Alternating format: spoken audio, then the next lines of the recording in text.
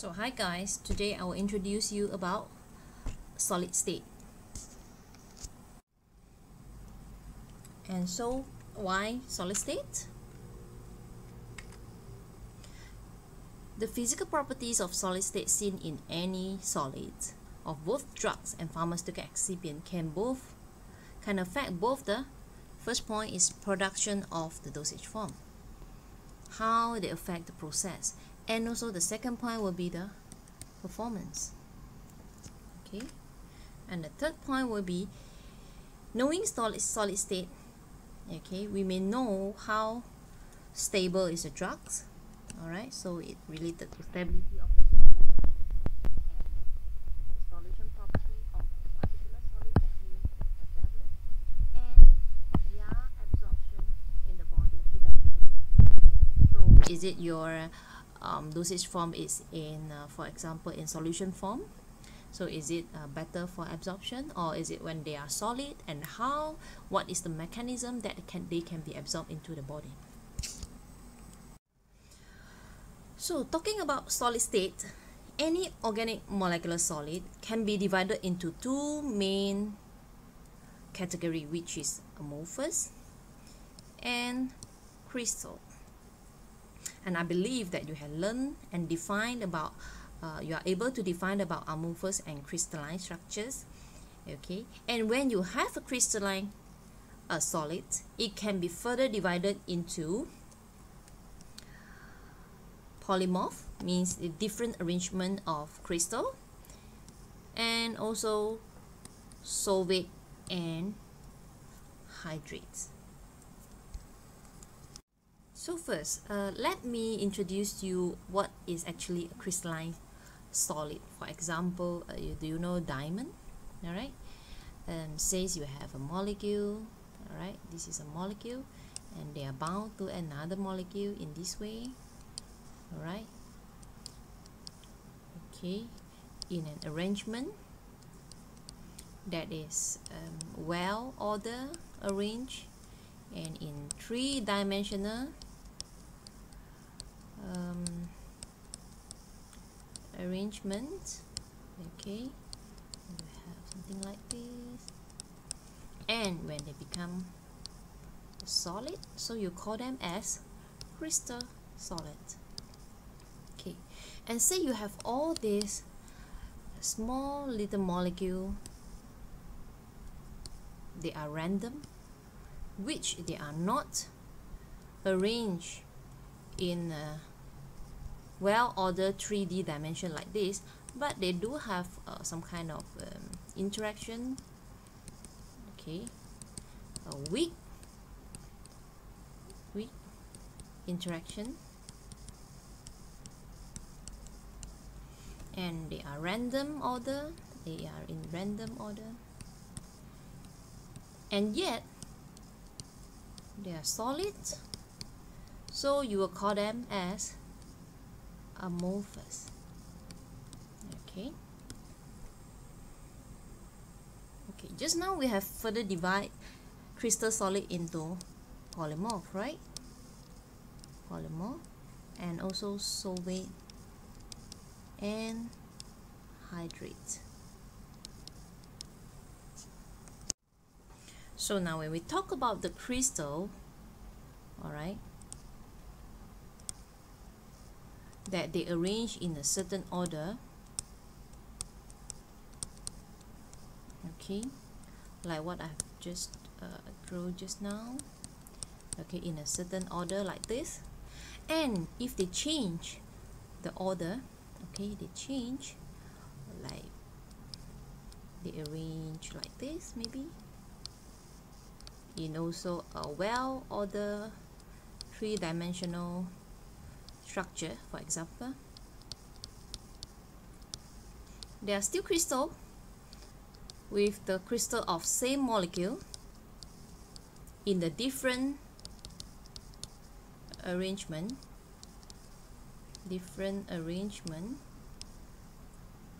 This is what you call polymorphism. Okay, so you can call the original one as polymorph, 1, and here this one as polymorph 2. Okay, so what happened when they are solvate? Okay, in solvate, okay, please refer to the same structure of the crystal. In solvate, you have the original molecule here, okay, and in between the molecule they fill in what you call solvent. All right, means the solvent is involved in the 3D arrangement of crystal. So this is what you call solvate, because they are still a crystal, because they are in the 3D dimensions, but with the solvent molecule inside, they are termed as solvates. What's happened to hydrates? Same things, simply the difference is just because the solvent now is a water, then you call them as hydrate. Okay, so this is the repeat of what I have mentioned just now. When you have a crystal and they have different arrangement, 1, arrangements 2, you can call them as polymorph. And when you have the molecule, arrange them in the random order, and they are amorphous. And when you have solvent molecule involved in the crystal structure, they are solvate. And when you have what you call it, protonated active molecule and deprotonated acid, then you can form salt in the well-arranged order, and they are still crystal. Or you can form something like active molecule, okay, in one arrangement, and the non-volatile molecule means they are not solvent, but they are non-volatile and they are another molecule, which they form another type of crystal, means here they have one crystal and here they have another type. So this is what you call co-crystal. So if you are asked to define a crystal, how you will do? So a crystalline material is defined as, first point, solid, that is composed of atoms, ion or molecule, okay, that arrange in 3D patterns, okay, and the 3D dimensional array is called a lattice. Okay,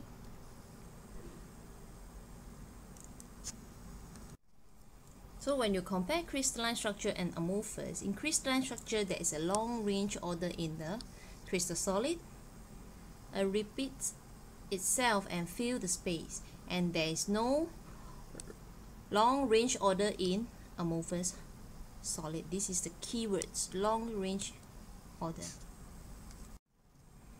So when you have the crystal structure like this, okay, and you have a smaller unit of repeating, this is what you call a unit cell, okay, and the point that is repeated is lattice point.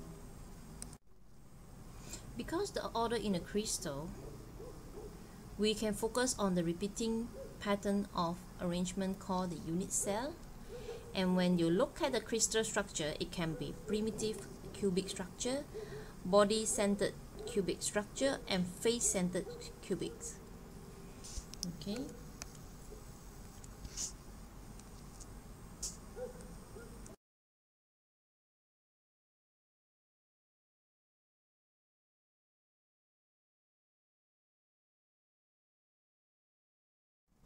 So talking about crystal, we need to know about crystal habit, which is the external shape of a crystal is called the habit. So from the same crystal structures, you can actually form various habits. So habit simply meaning the shape of the crystal. So the crystal that can result from a crystal structure with cubic units For example, you have a model of a cube.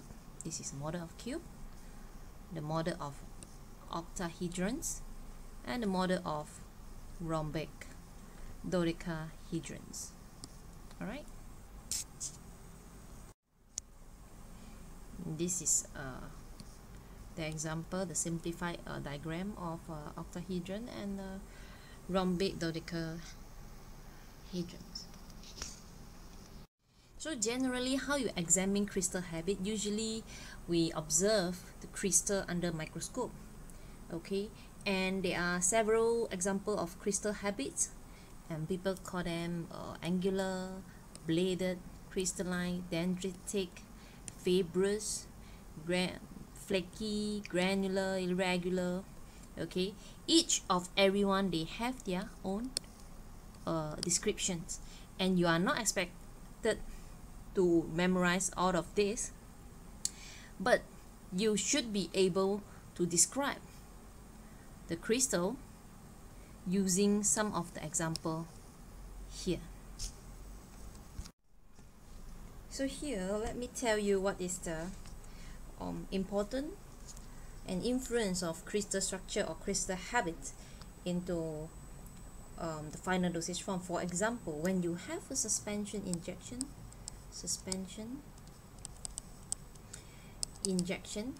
when you inject the suspensions, okay, plate-like crystal are easier for inject through fine needle as compared to a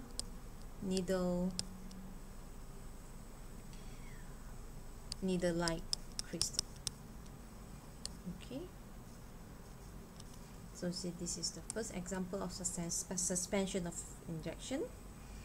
And also we have example of processing. So when we make tablets, right, we need what you call compression process. We need to compress the powder into tablets. But when you have for example, plate crystal of tolbutamide, okay, plate-like crystal, they will cause what you call powder bridging. Do you know what is powder bridging? For example, when you have a hopper, okay, usually the hopper we put some powder in, okay, we put some powder in, and this powder, they will go into the mold of a tablet, and then they move forward for punching, okay. And when you have a plate like crystal of tolbutamide, they will cause bridging, means the powder will stay here and it seems like here stuck, but actually it's really not stuck. It's because of the crystal structure, they cause a bridge here and they prevent the flow of the powder into this mold of tablets. Okay, and other example will be ibuprofen, which having poor powder flow property,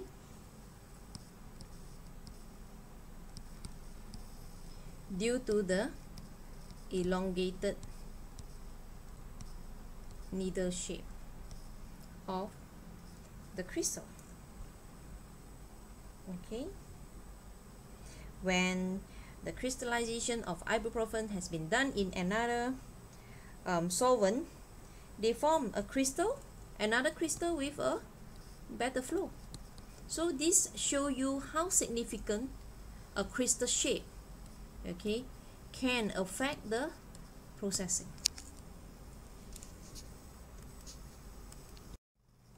So could you please go into detail of the text here, which has been told in the previous slide. So this is the example of ibuprofen, and this example of tobutamide.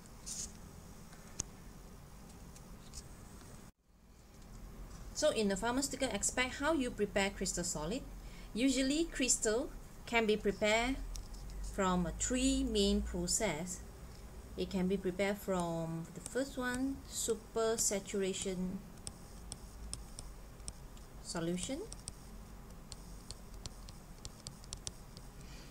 It can be prepared from precipitation, formation or crystal nuclear, or it can be prepared from the crystal grow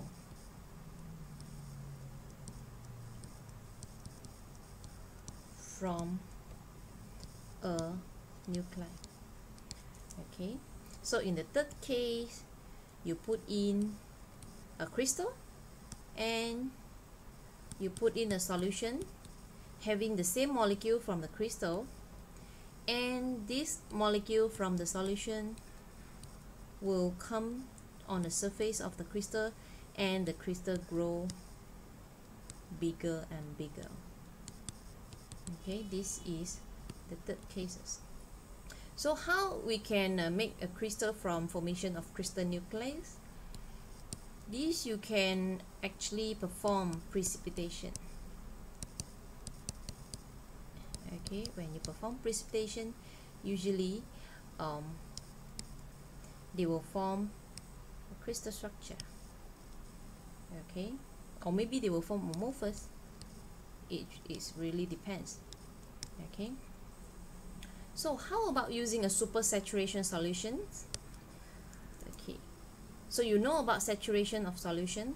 So means there's solid that is saturated in a solvent is a saturated solution. But when they are super saturated, for example, let's say you are going to dissolve a Milo powder here, okay, and at a certain level of powder that you put in, let's say 5 spoonful, and they have excess and they cannot dissolve anymore, and whatever solution that you have is a saturated solution. Alright, and if you take this solution for heating, for example, heating, and you found the powder dissolved,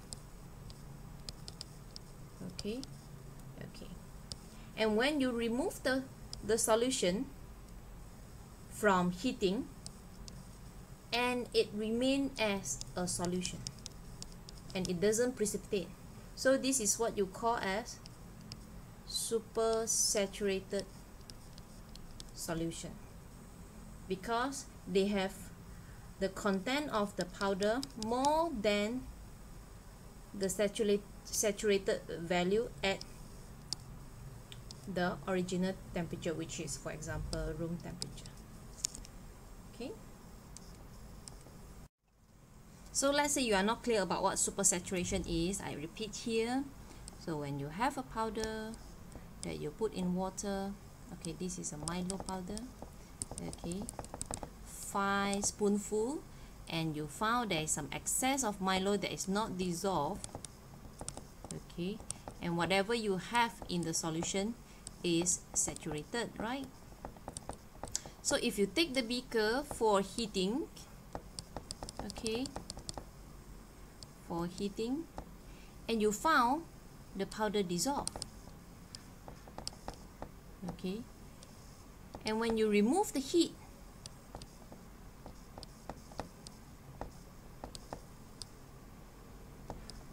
and the solution remain as solution rather than suspension, or they don't actually precipitate, and this is a supersaturated solution. Okay, and when you take the supersaturated solution and you leave it longer, okay, for cooling, or you evaporate the solvent, in this case maybe it's water, then you will slowly get precipitant. Means you will slowly get the precipitation, and this precipitation is in a form of crystal. Okay, so what happened, why they remain as solution at this point? Because the time is not long enough for them to form precipitate. That's why in this condition you call them supersaturated solution. But if you leave them longer for cooling and evaporate the solvent, then you will cause the precipitation and cause the formation of crystal. So this is in this slide I have turned all the lectures into words, so you can read them. Okay, I will not go through with you because I have already mentioned to you just now. So following from the formation of crystal just now, if you want to modify the habit of the crystal, you can actually modify by adding some impurities, or sometimes they call it poison, for example sulfonic acid dye, to change the crystal habit of ammonium, sodium and potassium nitrate. Or you can add in surfactants in the solvent, so they can change the crystal form by absorbing onto the growing phase. For example, you have a crystal like this and you hope them to grow this way, right? And if you add some surfactant on top, okay, of the crystal seed, and perhaps they grow this way. Okay, this is how you modify the crystal habit. So after enough introduction about crystal solids, if you still remember, crystalline solid can be further divided into polymorph and solvate. And before we start, if you need a rest or you need to go to toilet, you may do so. So let's talk about polymorphism. So as mentioned before, polymorphism means a crystal solid that can exist in two or more crystal form with different arrangement of their molecule or atoms. Okay, so since they pack in different way, so they might have different physical properties. Okay, so if you recall back our first lecture, if you have the molecule, for example, they arrange in such this way, and what type of bond they have, let's say they have a dipole, okay, let's say, or dipole, induced dipole, and if they pack in another way in the same molecule, for example, if they pack in another way, and this cause them to have induced dipole, induced dipole and dipole. So what you have a stronger bond in the dipole and the lower strength of intermolecular in the induced dipole, then you will expect they have different physical properties as a result of the different intermolecular forces. Okay, so what are those physical properties? So as we have mentioned in the previous lecture, it will be melting, might be different. The boiling point might be, well, if you are talking about solid, it shouldn't be boiling point. Okay, so there might be a melting point, all right, solubility, or even density, or even color. Okay, so what make the different of arrangement of the same molecules? So if you look back into the way of preparations, so let's say we use a solvent to prepare the crystal solid, right? Let's say now I use water to precipitate the solid, okay, And next day, I use methanol, a non-polar solvent, to prepare the solid.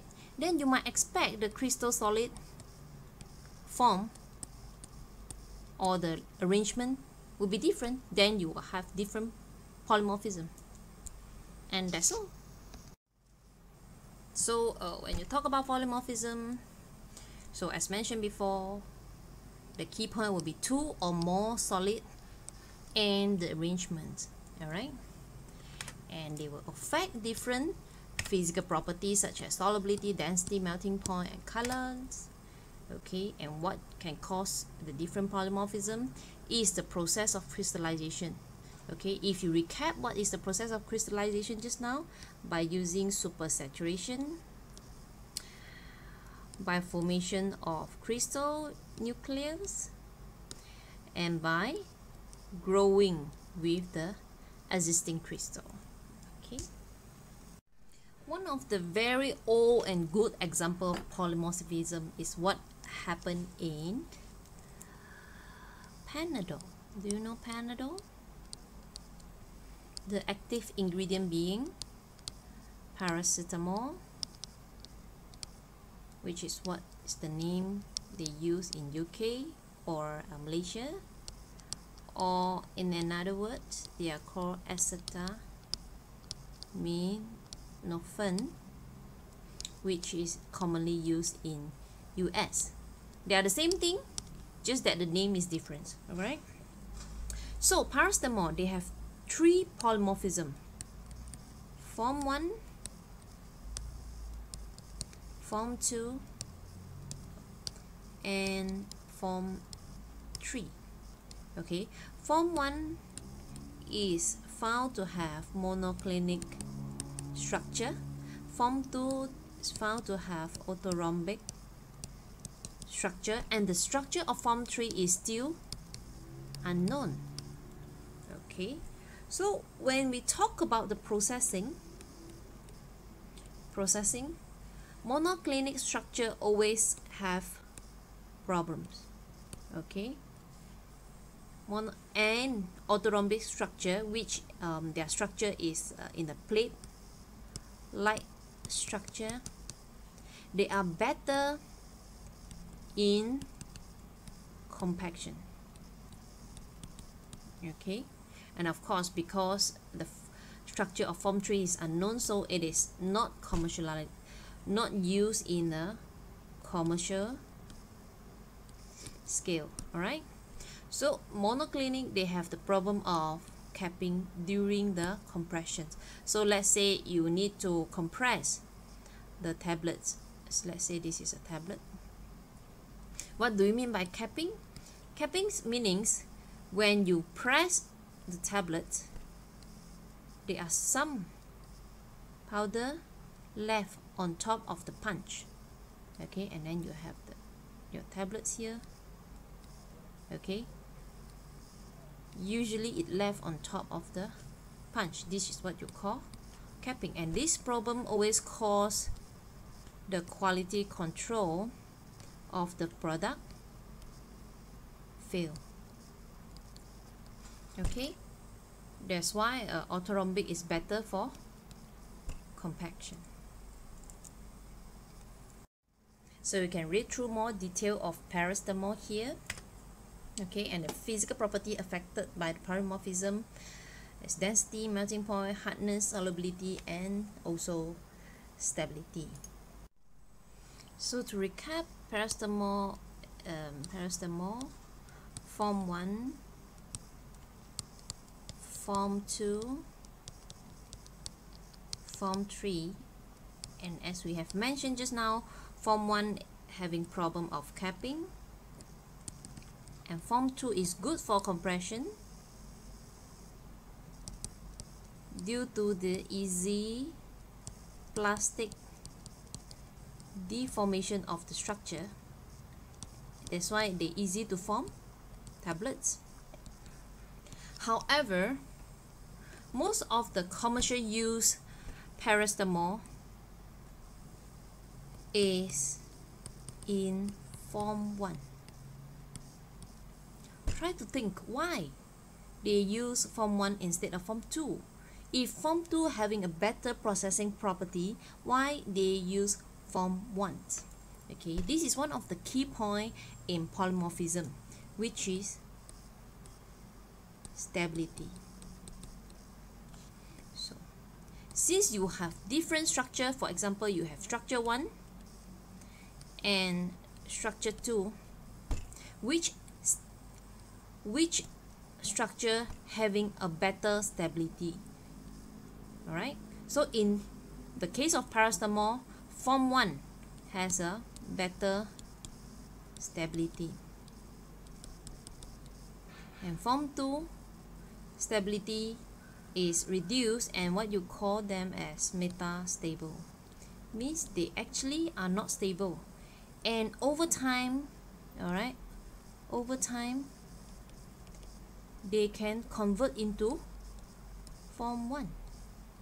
Okay, this is one of the main reasons that most of the commercially available paracetamol is in form 1 but not form 2. So taking into consideration of the cost effectiveness of the process and also stability of the product after they are being marketed, company choose the point of stability. That's why most of the available products of paracetamol is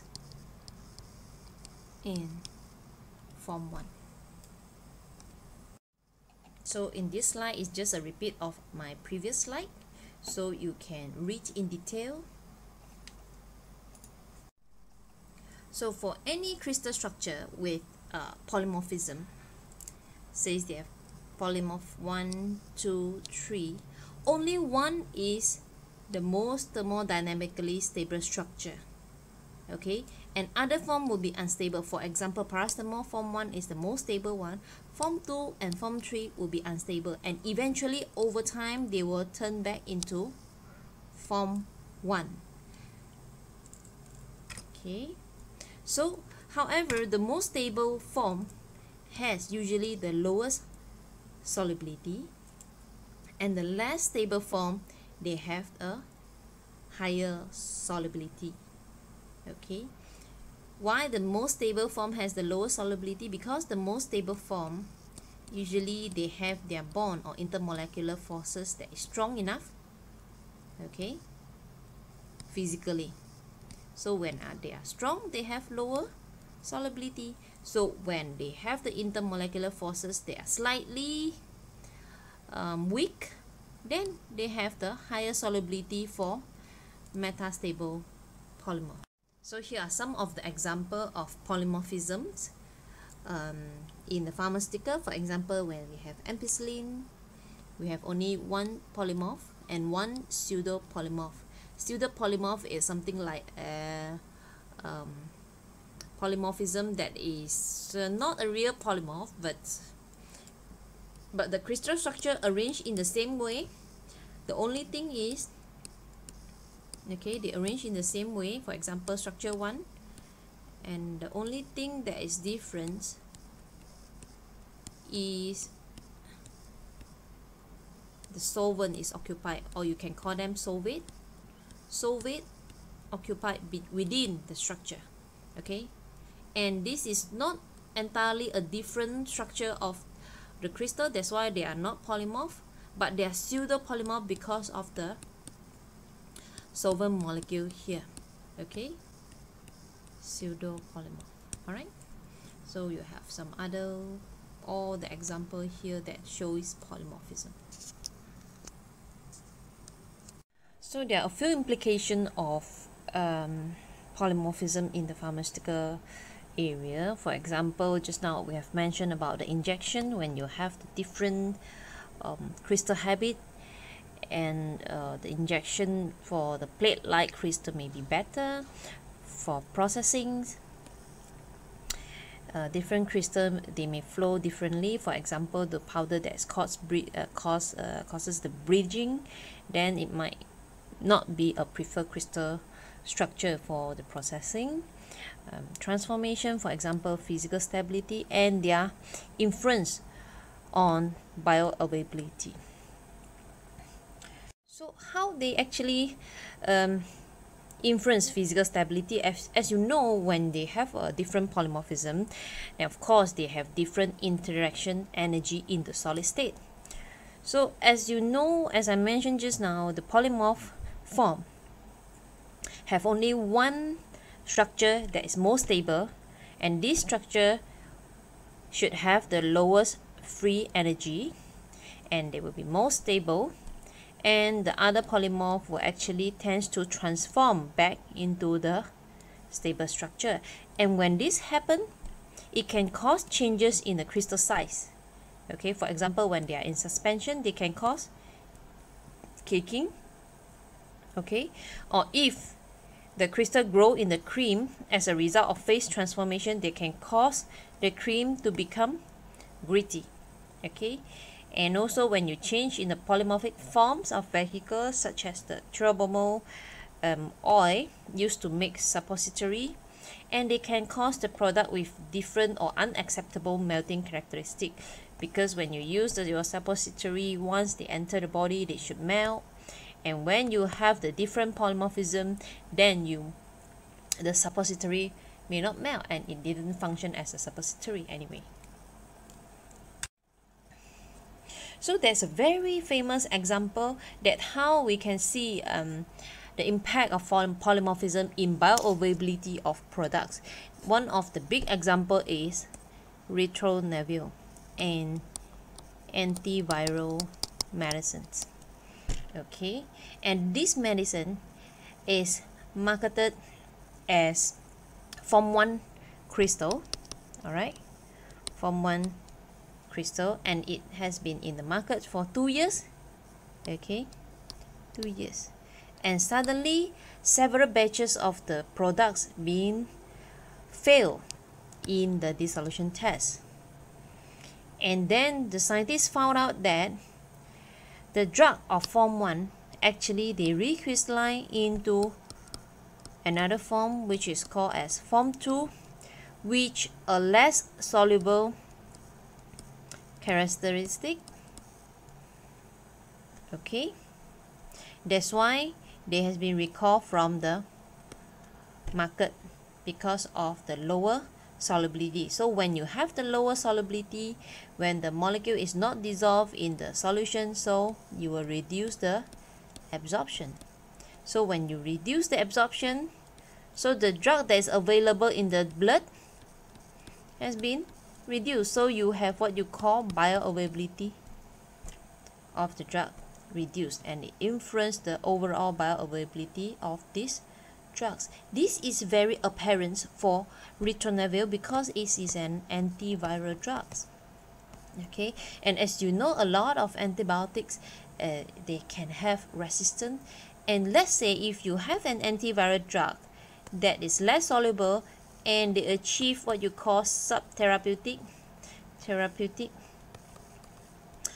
level, they might also cause resistance, and this problem may be very serious for HIV patients.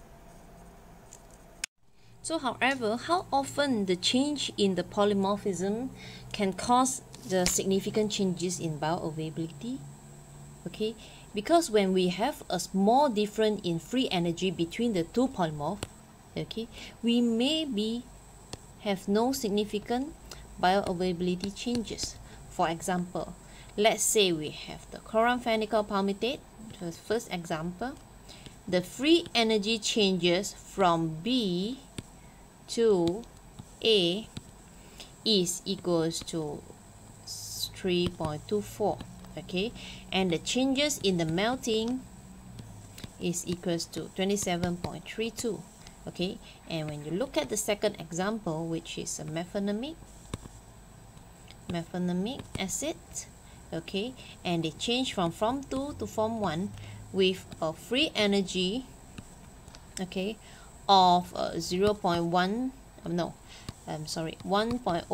kilojoule per mole, and the delta H being 4.18, which is slightly lower. So in this case, when you see mefenamic acid, the changes in the polymorphism is very small. Okay, and this is bigger. Okay, so when we look into the biological activities, the one that's shown by palmitate, chloramphenicol palmitate, were different.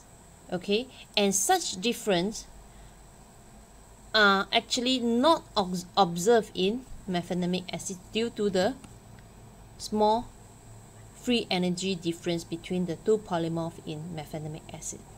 So the conclusion is, when the little energy is required to convert one polymorph to another, it is likely that the form will interconvert in vivo, and the administration of one in place of the other form will be clinically unimportant.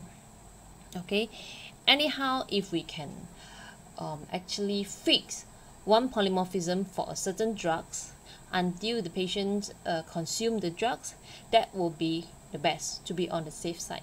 Okay, and also when we have let's say a pure polymorph appear, for example, we have a pure polymorph of form 3, okay, or pure polymorph of form 2. If there's another polymorph appear as a mixture, then the metastable polymorph will convert to the stable one. So here we have one of the example. We have the drug concentration, so we put it as drug concentration, and here it is time. Okay, let's say you leave the drugs here in a beaker, let's say, and you have a magnetic stirrer, and you leave the drug inside, and it stir. All right, when they stir, and you withdraw the solution at each time point, okay, then you measure the concentration. So for form 3, the curve of the concentration upon time is this one, and for form 2, pure form 2, will be this one. But if you make a mixture of them, okay, let's say at this point, okay, you should have the profile of form 2, but at this point you add form 3. So because form 3 is more stable, okay, let's say form 3 is more stable, and when you add in, the form 2 will immediately change to form 3 by reducing the concentration of the solutions and back to the equilibrate level of form 3. Okay, this is the effects of polymorphism mixture.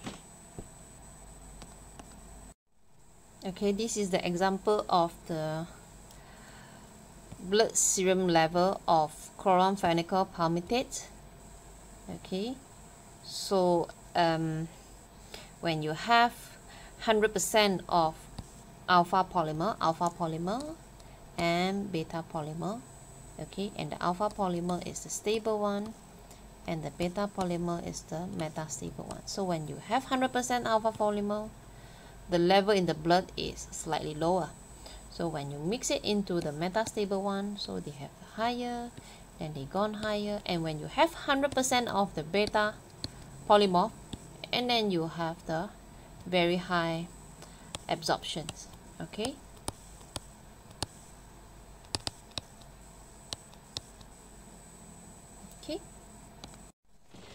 so to recap, when we talk about the organic molecular solid, we talk about amorphous and crystalline structure, and now we focus in a crystalline structure, and we have actually explained about polymorphism. And in the subsequent section, we will talk more detail into the solvate and hydrate. So if you have your brain saturated, again, you can have a rest at this point before you continue. So as what I have mentioned before, when you have a crystal, okay, let's say here we have a crystal molecule here, okay, and they are bound in 3 dimensions, okay, 3 dimensions, all right, in a well arranged order. And if you have within the crystal structure, if they entrap the solvent in the crystal, then they are called solvate, okay, or they are called hydrate when the solvent is water, okay. And if a solid that they can form solvate, hydrate, okay, and their corresponding structure that don't have the solvate and don't have the hydrate is called anhydrate, means no water, okay. Okay, so when some solvates, the solvent play a key role in holding the crystal together. For example, it may be a part of the hydrogen bond, let's say here, okay, I don't know, it may be part of the hydrogen bond, okay, within the structure. Then, okay, these solvates are very stable and they are very difficult to desolvate, okay. However, when you have other types of solvate structure, when they have this structure, the same structure, and they simply occupy the space within and between the original molecule and not part of the crystal bonding, okay, this loose solvate, we call it loose solvate, okay, is called pseudo polymorphic, okay.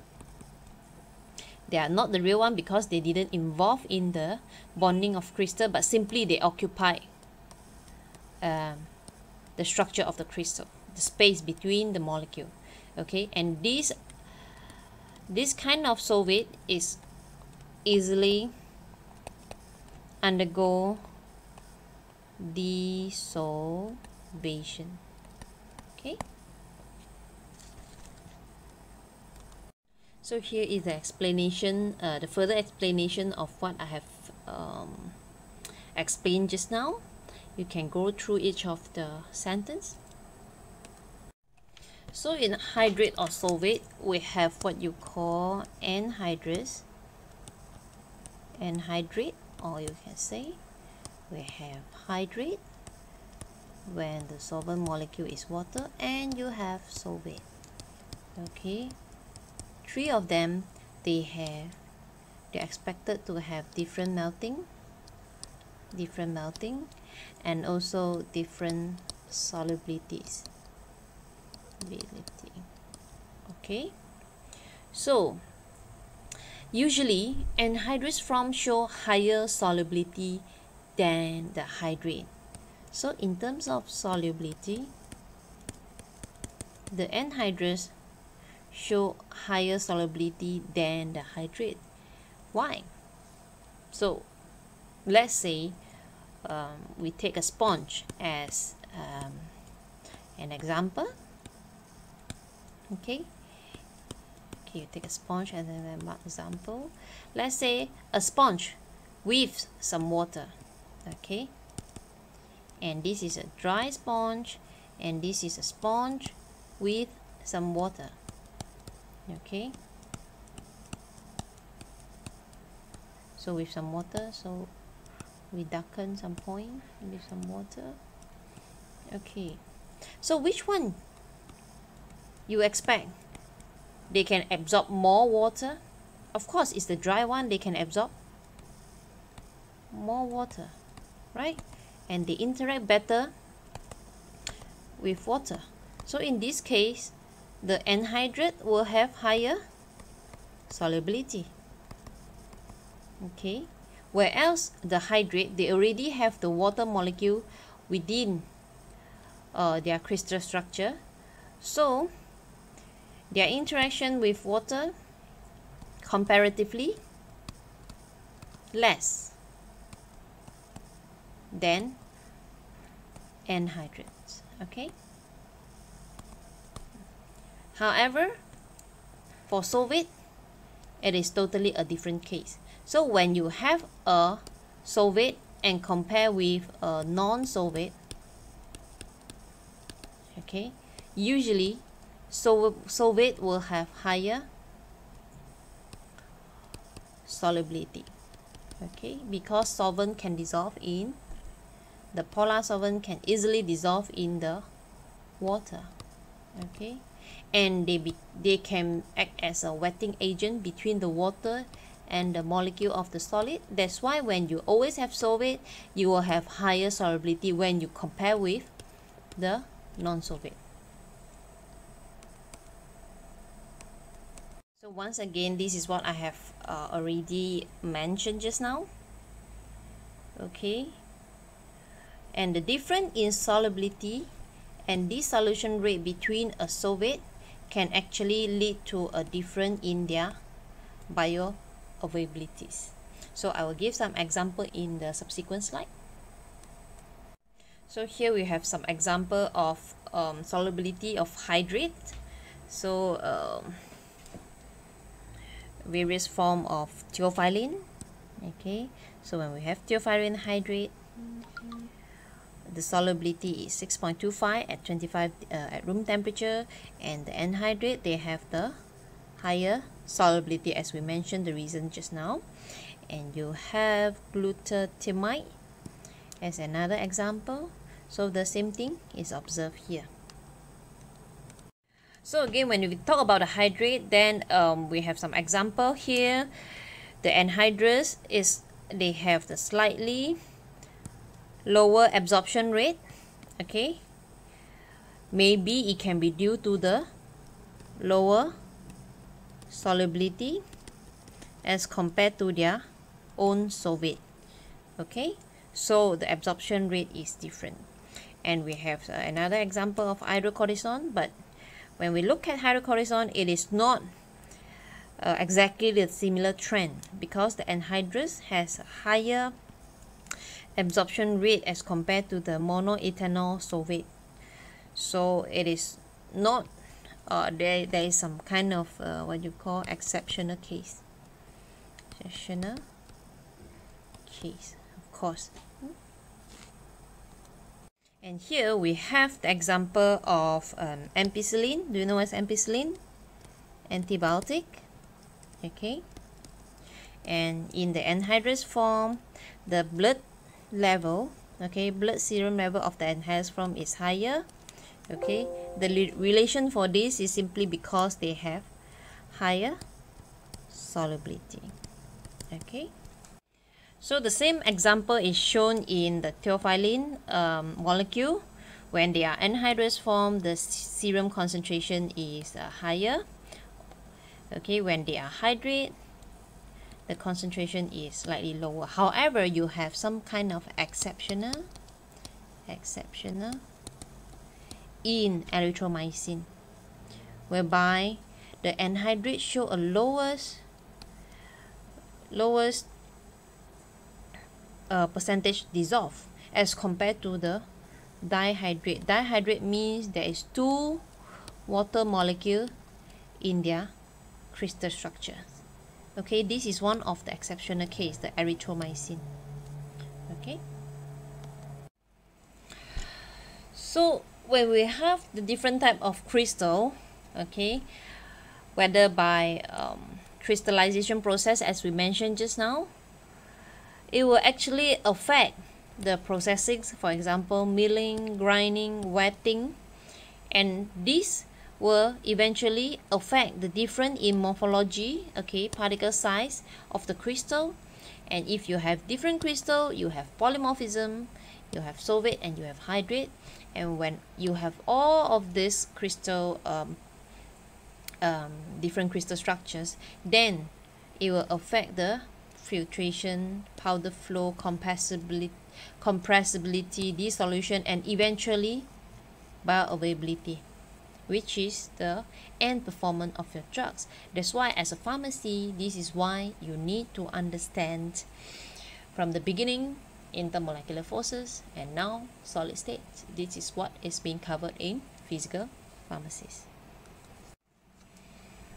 Okay, calling into mind that solid can be divided into the big scale of crystal, amorphous, polymorphism, and solvate. We have covered solvate, hydrate, polymorphism, and generally we have discussed everything about crystalline. And now we go into amorphous.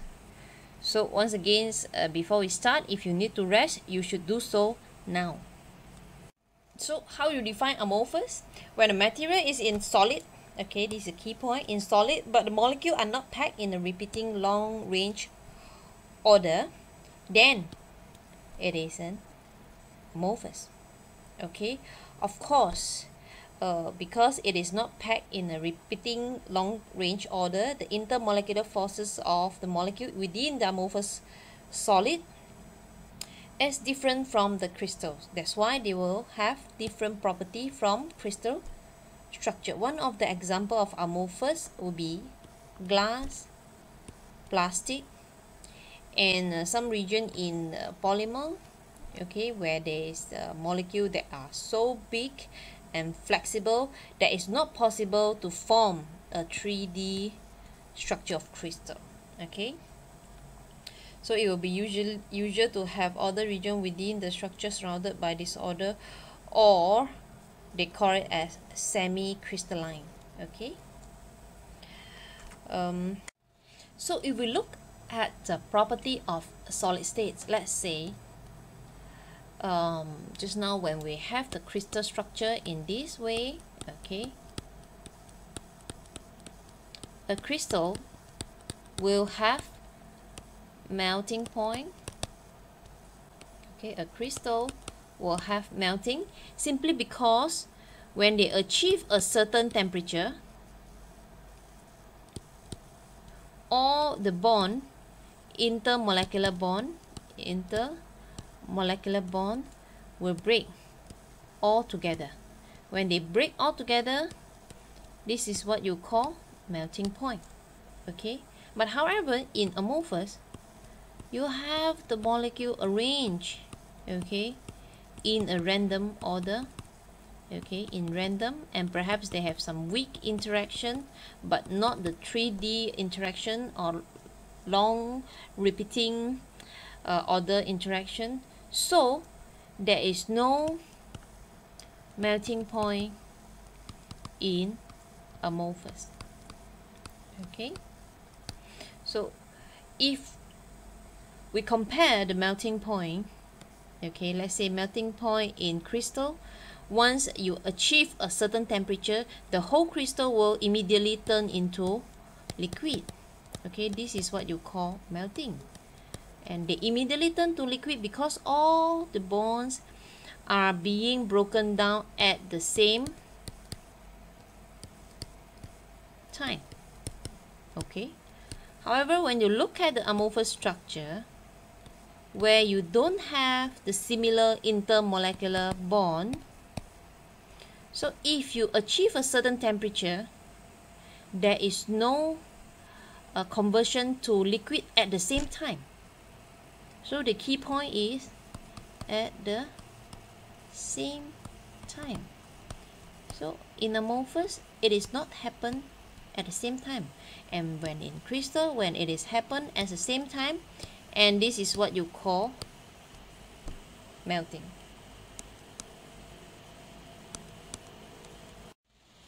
So since amorphous don't have a repeating or same intermolecular forces, they don't have the same intermolecular forces within their structures. So how to prepare amorphous? Okay, says if you have your molecule in solvent, okay, your molecule, this one, in solvent, and this molecule should, okay, eventually precipitate into crystalline structure, okay, in this way, they should do, okay.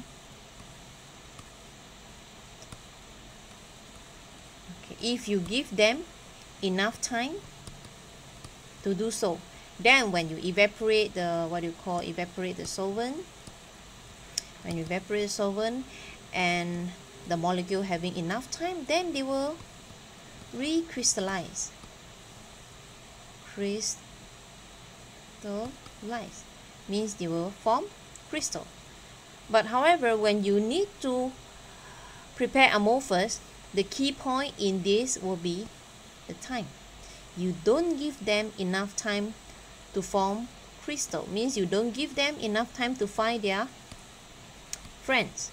Okay, let's say if the molecule exists in this condition and you immediately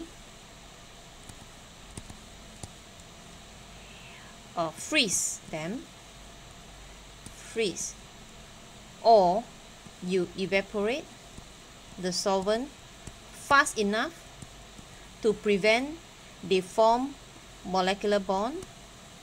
So let's say I draw the same exactly structure, okay, and they don't really walk to each other and form the crystal like this, where else they just maintain their original structure like what they have in the solution, and perhaps they have some very weak intermolecular bond, and they turn into solid due to freezing or solidification,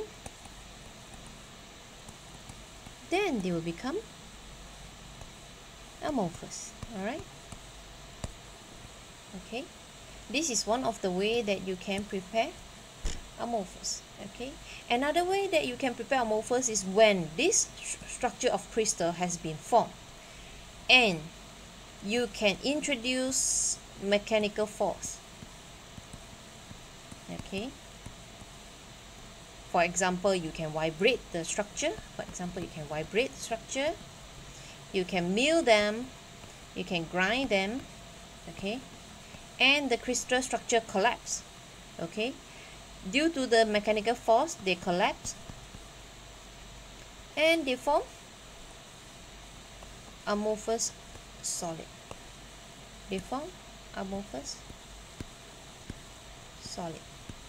Okay, so this is the second way of preparing amorphous.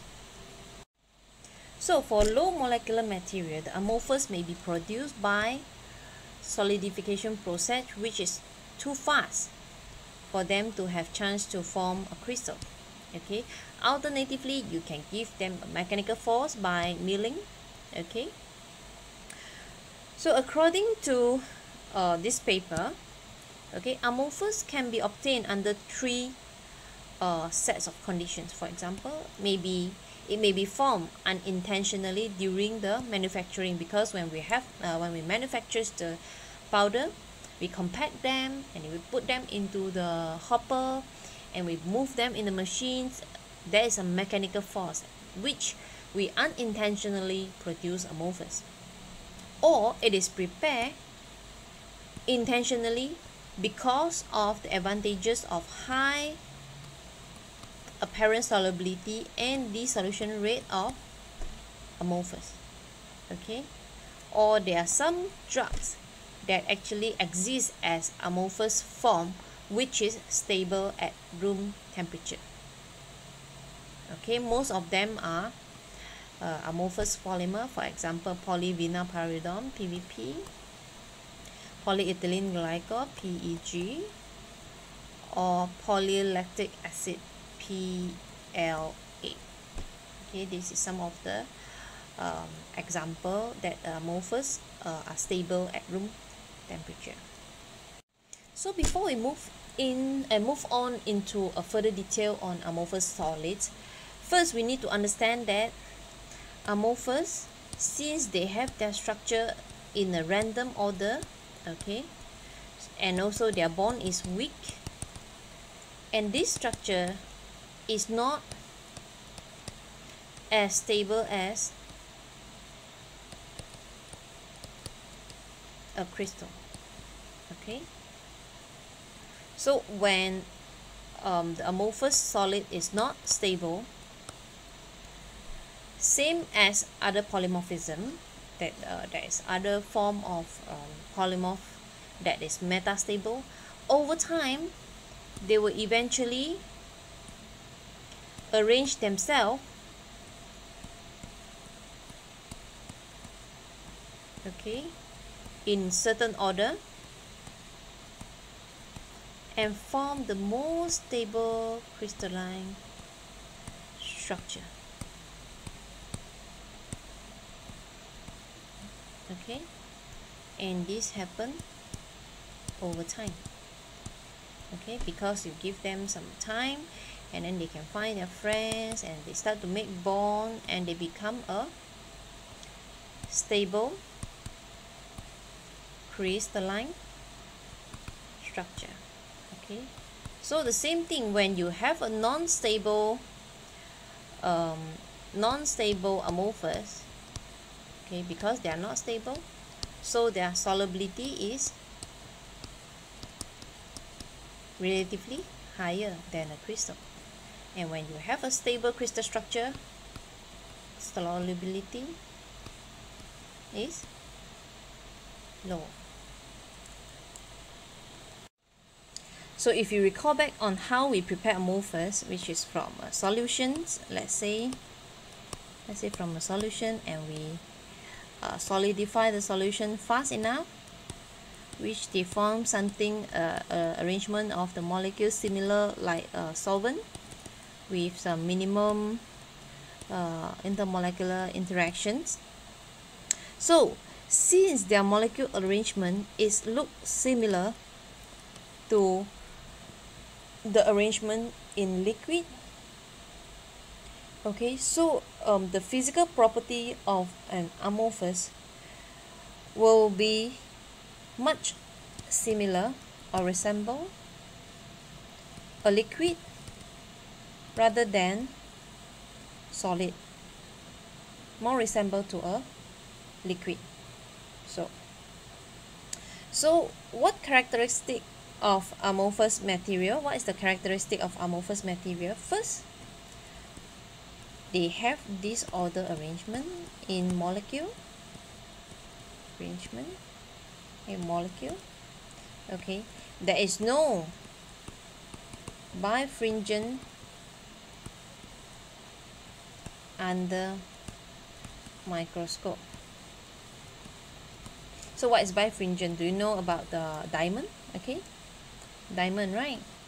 Diamond, because they are crystal structure, when you have a diamond ring, they will shine everywhere, okay, because of the crystal structure. And because an amorphous don't have a 3D arrangement of the molecule, so there's no crystal structure, so there's no bifringent. So bifringent is the shining element of a solid. Okay, so in amorphous solids, they have lower density as compared to a crystalline solid because of the random arrangement of the molecule. Okay, and they have what you call higher molecular mobility. You know mobility, mobile, so they can move. They are free as compared to a crystalline structure. Okay, and they have higher solubility as compared to crystal structure. They have a faster dissolution rate. Okay, and something more unique to amorphous will be, okay, number 7, they have what you call glass transition temperature. As I told you, amorphous don't have melting, okay, because the breaking of the intermolecular bond is not happen at the same time, but it happened gradually, okay, from a temperature range. So from temperature A to temperature B, for example, between 30 to 31. Okay, so usually people will take 30.5 as their glass transition temperature. Okay, and number 8 will be plasticization,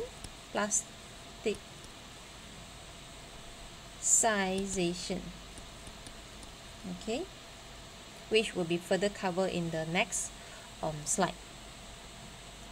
So here I have listed the characteristic of an amorphous material properly. So there are 9 here. So please remember them. So what is a glass transition temperature? It is the point where the molecule in an amorphous show a major changes in mobility. So for example, when you have amorphous molecule, alright, like this, and some intermolecular forces that is not the same within the bonds because of the random arrangement. Okay, when you exceed the glass transition temperature, okay, or in short they call it as TG. Okay, when you exceed the TG, some bonds start to break. Okay, they start to break, and because all the bonds are not in the same strength, so it breaks in a range of temperature. Okay, so if you have your amorphous, okay, amorphous, they have a certain TG. If you store your amorphous at the temperature lower than TG, so the amorphous will have lack of mobility. Okay, and when the sample is glassy, means when they have lack of mobility, they are glassy, and the amorphous form to exist for longer, means the amorphous can exist for longer because of the lower mobility when the temperature is lower than TG. But when you have the TG below the storage temperature, the increase in molecular mobility allow rapid conversion to the crystalline structure. Okay, means when you have the TG lower than the storage temperature, okay, means you leave your amorphous form. For example, your amorphous have a TG of 25, but you keep them, okay, you keep them at 50 degree. Okay, of course you have already increased molecular mobility, and with this you allow the conversion of this amorphous into the crystal structure. Okay, so talking about the TG, it is closely related to the behavior of plasticization. Okay, the TG of an amorphous material can be lowered by adding small molecule called plasticizer. And when you add the small molecule plasticizer, it will plasticize the amorphous, and the whole process called plasticization. Let's say I have amorphous here, okay, and we give the amorphous some kind of small molecule, okay, which is a plasticizer, like this here, we put here, okay. So this plasticizer will act something like lubricant between the molecule, so they will make them mobile, so you have your big molecule easy to move. Okay, when they are easier to move, then they can find their friend and they will easily convert back to crystal. Okay, so the plasticizer will fit between the glassy molecule and give them a greater mobility. Okay, so in this case, usually water is a very good plasticizer. Okay, very good plasticizer. And so the glass transition temperature will usually reduce in the presence of water. Let's say you have your amorphous solid and you leave it on the bench of the lab. Okay, you leave it on the bench and you didn't close them and they absorb water. and they will reduce the Tg of your amorphous due to the plasticization process. And this slide is for you to visualize why an amorphous can be highly influenced by the water molecule. Let's say you have a crystalline region like this, and everything is compact, nothing we can put in.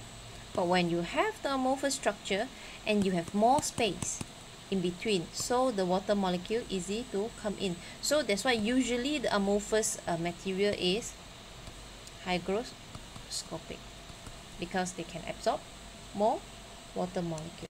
So here is some of the data of lactose. So up to this point, we have discussed crystal structure, polymorphism, solvate hydrate, and amorphous, and we are done with this topic.